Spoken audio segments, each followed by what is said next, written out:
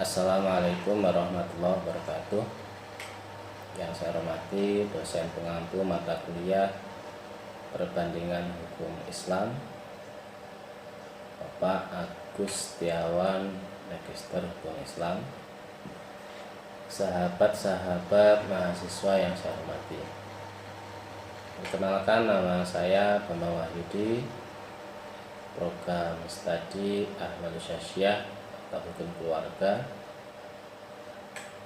Fakultas Syariah dan Ekonomi Islam, Institut Agama Islam Ma'arif NU Metro Lampung. Pada kesempatan ini saya akan menyampaikan diskusi makalah perbandingan hukum Islam yang berjudul Perbandingan Hukum Keluarga di negara Maroko dan Tunisia. Makalah ini disusun oleh kami berdua. Yang pertama adalah Ibu Heni Kusriana dan saya sendiri, Bambang Wahyudi. Bab pertama yaitu pendahuluan. Poin 1.1, latar belakang. Negara Maroko dan negara Tunisia adalah negara yang sistem hukum negaranya mendasarkan pada syariat Islam, sehingga aturan-aturan yang diberlakukan selalu mengacu pada prinsip-prinsip dan konsep Islam. Namun pada sistem pemerintahan dan pembaruan hukumnya ada beberapa persamaan dan perbedaan. Dengan demikian, pada makalah ini akan mengkaji beberapa persamaan dan perbedaan yang mendasar pada kedua negara tersebut. Dari latar belakang di atas dapat dirumuskan beberapa masalah. Yang pertama, bagaimana sistem politik dan hukum di negara Maroko dan Tunisia. Kemudian yang kedua, bagaimana gambaran pembaruan hukum keluarga di negara Maroko dan Tunisia. Kemudian yang ketiga, bagaimana hukum keluarga di negara Maroko dan Tunisia. Kemudian bab 2, pembahasan hukum keluarga.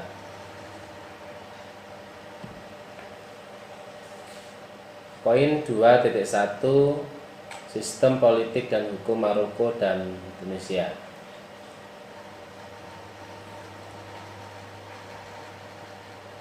Sistem politik pada negara Maroko. Maroko menganut sistem banyak partai politik dan menolak sistem satu partai. Karena di Maroko ada beberapa kelompok Islam, ada kelompok radikal, ada kelompok toleran, ada kelompok sufi, dan ada juga kelompok Hizbul Adli wa Tammi. Kemudian sistem pemerintahannya berbentuk kerajaan atau bisa juga disebut Kingdom of Morocco. Sedangkan kepala negaranya adalah raja. Kemudian sistem politik di Tunisia dipengaruhi oleh peristiwa Arab Spring. Arab Spring itu adalah gerakan protes besar-besaran, atau bisa juga disebut dengan konspirasi atau revolusi Arab yang mulai terjadi di berbagai negara Arab di akhir tahun 2010. Gerakan ini telah berhasil menggulingkan 4 rejim pemerintahan, termasuk Tunisia, kemudian Mesir, Libya, dan Yaman, yang pada waktu itu masih dijajah oleh Perancis. Kemudian berbicara tentang hukum, negara Maroko memiliki sistem sumber hukum yang menggunakan syariat Islam yang mendasarkan pada konstitusi atau konstitusional monarki. Konstitusional monarki itu adalah bentuk monarki atau sistem pemerintahan kerajaan di mana penguasa berdaulat menjalankan wewenang sesuai dengan konstitusi tertulis ataupun tidak tertulis. Kemudian sedangkan Tunisia memiliki sistem sumber hukum yang menggunakan syariat Islam namun mendasarkan pada sistem presidensial. Yang dimaksud dengan presidensial yaitu kekuasaan eksekutif dipilih melalui pemilu dan terpisah dengan legislatif. Kemudian pada poin 2.2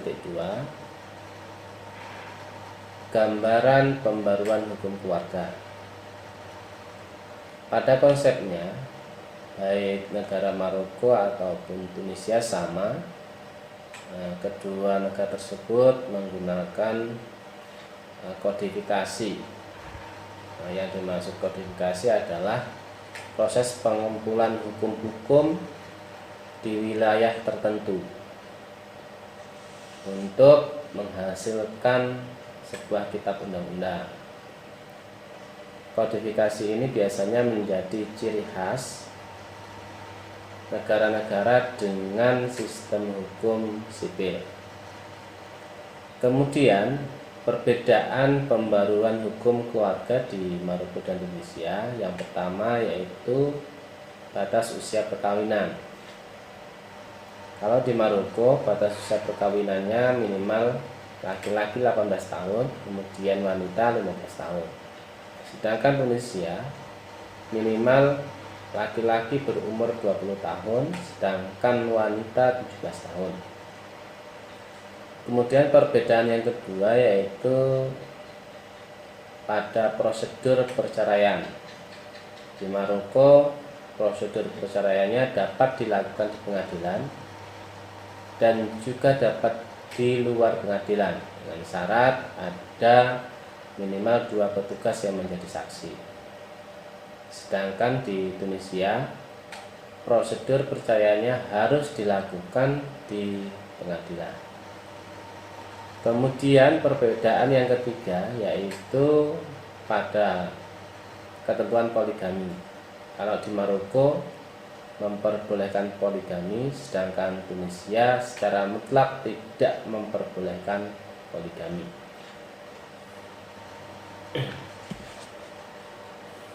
Pada poin 2.3 pembahasan hukum keluarga. Yang pertama kita akan membahas batas usia minimal perkawinan. Seperti yang di atas ya, antara Maroko dan Indonesia itu ada perbedaan berkaitan dengan batas usia perkawinan. Jadi kalau di Maroko minimal laki-laki 18 tahun sedangkan wanita 15 tahun. Sedangkan Tunisia minimal laki-laki 20 tahun sedangkan wanita 17 tahun. Kemudian pencatatan perkawinan. Baik Maroko maupun Tunisia sama pada prinsipnya, semua peristiwa perkawinan itu harus diketahui dan dicatat oleh petugas yang mempunyai wewenang dalam pencatatan tersebut. Kemudian prosedur perceraian. Prosedur perceraian dapat dilakukan di pengadilan dan di luar pengadilan dengan syarat ada minimal 2 petugas yang menjadi saksi. Ini kalau di negara Maroko. Sedangkan di Indonesia prosedur perceraiannya harus dilakukan di pengadilan. Kemudian ketentuan poligami. Ini juga ada perbedaan seperti yang dijelaskan di atas bahwasanya poligami itu diperbolehkan di negara Maroko, sedangkan di Indonesia secara mutlak tidak diperbolehkan. Kemudian hadonah, baik di Maroko maupun di Tunisia, ketentuan tentang pemeliharaan anak atau disebut hadonah secara umum bersumber dari prinsip-prinsip mazhab Maliki. yakni jika suami menalak istri maka hak asuh anak jatuh pada istri. Pada posisi ini anak tidak dapat memilih karena secara otomatis hak asuh anak itu ada pada istri atau ibu sampai pada batas waktu yang telah ditentukan. Kemudian kedua orang tua berkewajiban memberikan hak pendidikan terhadap anaknya, baik ayahnya ataupun ibunya, walaupun mereka sudah bercerai. Kemudian pengasuhan dilakukan sampai anak-anak mencapai usia 15 tahun. Nah, di sini ketika anak-anak yang diasuh tersebut sudah lebih dari 15 tahun, maka anak tersebut diberi kelonggaran untuk memilih apakah anak tersebut tetap ikut pada ibunya atau ikut pada ayahnya. Kemudian waris, pada prinsipnya baik Maroko maupun Tunisia itu sama, yaitu mengadopsi dari hukum waris Mesir. Kemudian yang kedua, anak tetap mendapatkan haknya sebagai anak meskipun kedua orang tuanya sudah bercerai. Maksudnya anak tersebut tetap mendapatkan warisan walaupun kedua orang tuanya sudah bercerai. Pada poin 2.4, analisa persamaan dan perbedaan hukum keluarga. Analisa dari sudut pandang sistem negara dan politik. Sistem kenegaraan Maroko dan Tunisia memiliki persamaan, yakni memperlakukan syariat Islam sebagai dasar hukum negara. Kemudian yang kedua, sistem politik yang dianut sama-sama menganut sistem politik Islam. Sedangkan perbedaannya, sistem pemerintahan Maroko berbentuk kerajaan atau Kingdom of Maroko dan kepala negaranya adalah raja. Sedangkan Tunisia berbentuk republik dan kepala negaranya adalah presiden. Sistem politik Maroko memiliki banyak partai, sedangkan Tunisia secara khusus membentuk komite dalam merencanakan dan membentuk sistem pemerintahan serta undang-undangnya. Kemudian analisa dari sudut pandang pemahaman fikih dan karakteristik pembaruan hukum keluarga. Dari dua negara tersebut memiliki persamaan bahwasanya pemahaman fikih di Maroko dan Tunisia sama-sama cenderung pada mazhab Maliki. Namun perbedaannya terkait pembaruan hukumnya yaitu ada 3.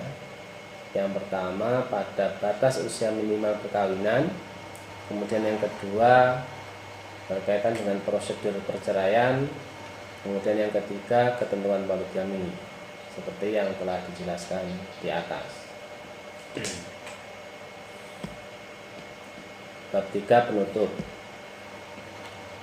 Pada poin 3.1 kesimpulan. Yang pertama, negara Maroko dan Tunisia memiliki sistem sumber hukum yang sama, yakni sama-sama menggunakan syariat Islam. Namun Maroko mendasarkan pada konstitusi atau konstitusional monarki, sedangkan Tunisia berbentuk presidensial. Kemudian yang kedua, sistem politik Maroko menganut sistem banyak partai, sedangkan Tunisia sistem politiknya dipengaruhi oleh kejadian Arab Spring yang berdampak luas terhadap konstelasi politik di sejumlah negara di Timur Tengah. Ketiga, gambaran pembaruan hukum keluarga. Negara Maroko dan Tunisia menggunakan kodifikasi sebagai konsep dan metode pembaruannya. Hanya ada beberapa perbedaan, yakni pada batas usia minimal perkawinan, proses perceraian, dan ketentuan poligami. Kemudian yang keempat, hukum keluarga di Maroko dan Tunisia secara umum didominasi oleh prinsip-prinsip mazhab Maliki. Demikian pemaparan atau presentasi mata kuliah perbandingan hukum Islam. Apabila ada yang perlu didiskusikan, kami persilahkan. Dan apabila ada kekurangan ataupun kesalahan, kami mohon arahan dan petunjuk dari Bapak dosen mata kuliah ini dan masukan-masukan dari sahabat-sahabat mahasiswa sekalian. Saya akhiri. Wallahul muwaffiq ila aqwamit thoriq. Wassalamualaikum warahmatullahi wabarakatuh.